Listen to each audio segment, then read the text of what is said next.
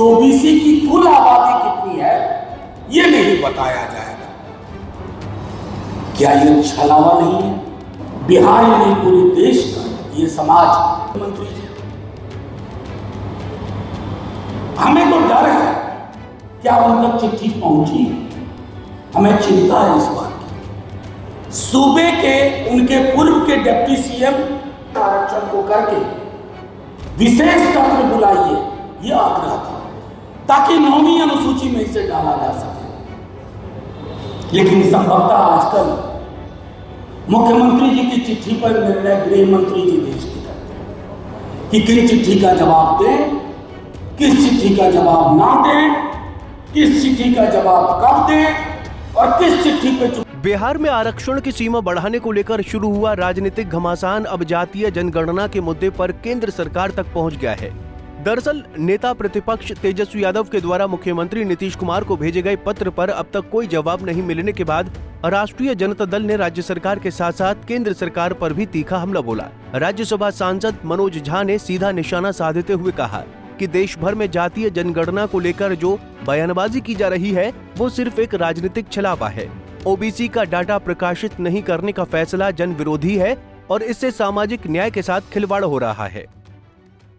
अभी बीते आपको स्मरण होगा कि पहलगाम की सामूहिक पीड़ा के बाद अचानक से प्रधानमंत्री जी को एहसास हुआ कि बहुजन धारा की जो मांग है जातिगत जनगणना की, उसके लिए हाँ बोलना जरूरी है। उन्होंने हाँ बोला, एक पॉलिटिकल स्टेटमेंट, एक जुमला, एक शब्द जिसके पीछे भाव की कमी।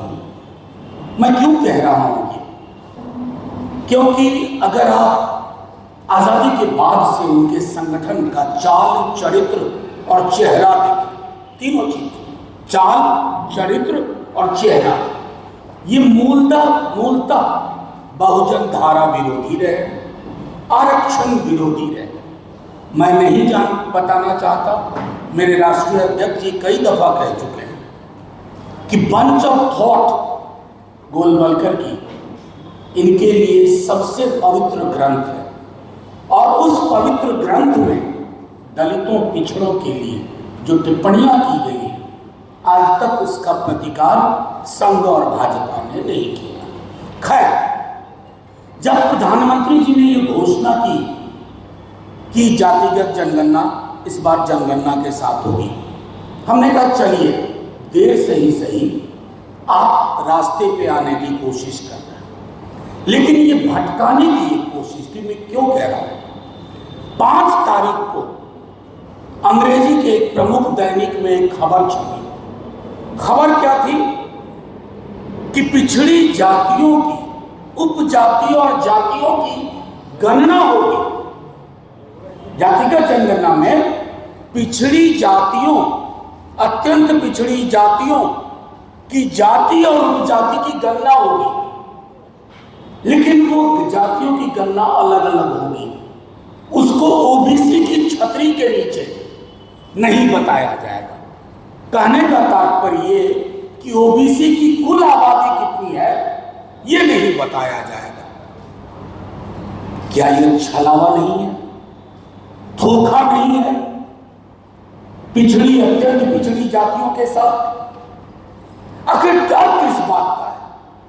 संविधान की धारा 340 के तहत सोशल एजुकेशनल बैकवर्डनेस, सामाजिक शैक्षणिक पिछड़ापन परिभाषित होता है। आप उस परिभाषा को नकार देंगे? आपका हमारी समझ में बिल्कुल नहीं आता।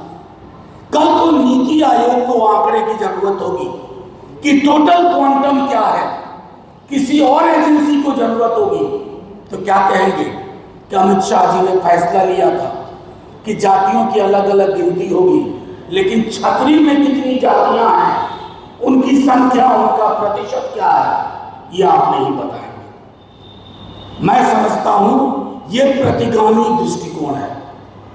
अपने दल की ओर से बिहार ही नहीं हिंदुस्तान भर के तमाम पिछड़ी, अत्यंत पिछड़ी जातियों की ओर से लोहिया जी और अंबेडकर साहब को स्मरण करते हुए ये आगाह करते हैं कि जैसे जातिगत जनगणना करवाने की मांग से पीछे नहीं हटा गया, उसी तरह आपको मजबूर करेंगे कि आपको इस पूरी छतरी यानी कि ओबीसी ईबीसी में कौन कौन जातियां कितनी हैं और टोटल क्वांटम क्या है, ये आपको बताना होगा। वहीं मनोज झा ने आगे कहा कि अगर सरकार जातीय जनगणना में कोई भी त्रुटि करती है या ओबीसी डाटा छुपाया जाता है तो देश में जन सैलाब उठेगा। ये केवल आंकड़ों की लड़ाई नहीं, सामाजिक न्याय की लड़ाई है। मनोज झा ने कहा कि तेजस्वी यादव ने मुख्यमंत्री नीतीश कुमार को 4 जून को पत्र लिखा था, लेकिन आज 9 जून हो गया और अभी तक कोई जवाब नहीं मिला है। क्या ये पत्र मुख्यमंत्री तक पहुंचा भी है? यदि पहुंचा है तो अब तक जवाब क्यों नहीं आया? क्या सरकार जानबूझकर चुप्पी साधे बैठी है? तर्क आया सरकार की ओर से कि राज्य और केंद्र में लिस्ट में विसंगति होगी। हाँ होगी, वो बाकी समूहों पर भी लागू होता। आप तो सेंटर की लिस्ट तैयार करो, राज्य अपने हिसाब से उसमें से कल कर लेंगे, निकाल लेंगे। इसको लॉक करने की कोशिश, जैसा मैंने कहा, आगाह करते हैं सरकार कि जन सैलाब उभरेगा। मैं बार बार कह चुका हूं अपने दल की ओर से कि कोई विचार अगर परिपक्व हो जाता है, किसी की ताकत नहीं है तो उस विचार को खारिज कर दे। अब आइए, एक महत्वपूर्ण पहलू इसके साथ जुड़ा हुआ है, ओबीसी क्वांटम के साथ। ये स्टैंड अलोन एक्सरसाइज नहीं है। जातिगत जनगणना, उसके बाद क्या?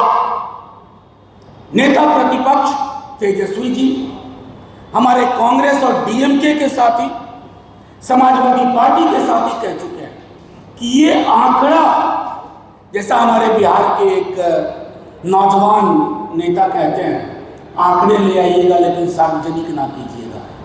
आंकड़े गुलदस्ते में सजाने के लिए नहीं आ रहे हैं, ड्राइंग रूम की शोभा बढ़ाने के लिए नहीं आ रहे हैं। ये आंकड़े जिंदा लोगों के आंकड़े हैं, इसकी जिंदगी का, उनकी जिंदगी का दस्तावेज है और इस दस्तावेज की सही परिणति होनी चाहिए।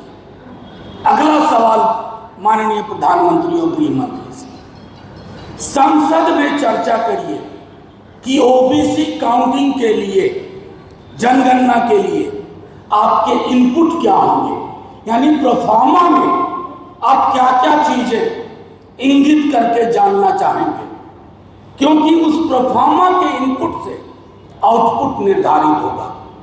क्योंकि जातिगत जनगणना के जब आंकड़े आएंगे तो जैसा नेता प्रतिपक्ष ने कहा, समानुपातिक प्रतिनिधित्व की बात होगी, क्वांटम ऑफ रिजर्वेशन बढ़ाने की बात होगी और निजी क्षेत्र में आरक्षण की बात होगी। और ये महज बात नहीं होगी, इसके लिए संघर्ष होगा। अतः लबो-लुबाब ये है, अगर सरकार की मंशा है कि ओबीसी की गणना को पर्दे के पीछे छुपाया जाए, तो इतना कह रहे हैं, बिहार ही नहीं पूरे देश का ये समाज उठ खड़ा हो। कैसी विडंबना में हम लोग रह रहे हैं। 4 जून को नेता प्रतिपक्ष ने चिट्ठी लिखी, आप सब वाकिफ हैं, माननीय मुख्यमंत्री जी को। आज 9 तारीख को मैं आपके माध्यम से प्रेस कॉन्फ्रेंस कर रहा हूं, चिट्ठी की पावती नहीं आई है अभी तक। पावती मतलब एक्नॉलेजमेंट। बगल में रहते हैं माननीय मुख्यमंत्री जी, हमें तो डर है क्या उन तक चिट्ठी पहुंची, हमें चिंता है इस बात की। सूबे के, उनके पूर्व के डिप्टी सीएम और नेता प्रतिपक्ष मौसम का हालचाल लेने के लिए चिट्ठी नहीं लिखी थी उन्होंने जो निर्णय उनके दौर में लिए गए थे उसके परिपालन के लिए और आधुनिक संदर्भ में, समकालीन संदर्भ में 85% आरक्षण को करके विशेष सत्र बुलाइए, यह आग्रह था, ताकि 9वीं अनुसूची में इसे डाला जा सके। लेकिन संभवतः आजकल मुख्यमंत्री जी की चिट्ठी पर निर्णय गृह मंत्री जी देश के करते हैं कि किस चिट्ठी का जवाब दें, किस चिट्ठी का जवाब ना दें, किस चिट्ठी का जवाब कब दें और किस चिट्ठी पे चुपचाप बैठ जाए, कुंडली मार के।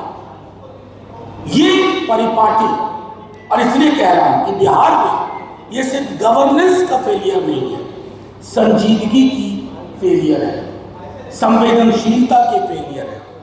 और इस पूरे मुद्दे के मद्देनजर अगर अभी भी माननीय मुख्यमंत्री जी विधानसभा का विशेष सत्र नहीं बुलाते और प्रेस कॉन्फ्रेंस के माध्यम से जो बातें हमने रखी उस पर गौर नहीं करते हैं, तो भीषण रण होगा।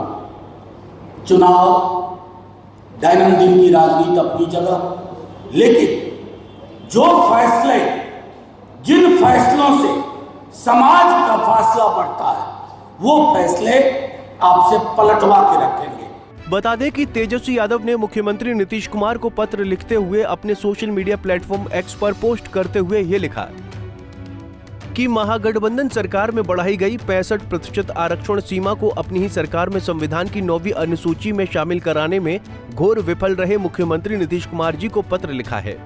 बाकी हमने जो करना है वो हम करेंगे। दलित, आदिवासी, पिछड़ा, अति पिछड़ा वर्गों का वोट लेकर आरएसएस, बीजेपी की पालकी ढो रहे अवसरवादी, सुविधा भोगी नेताओं को भी बिहार की न्यायप्रिय जनता के साथ अच्छे से समझेंगे। पंजाब केसरी टीवी के लिए पटना से अभिषेक कुमार सिंह की रिपोर्ट।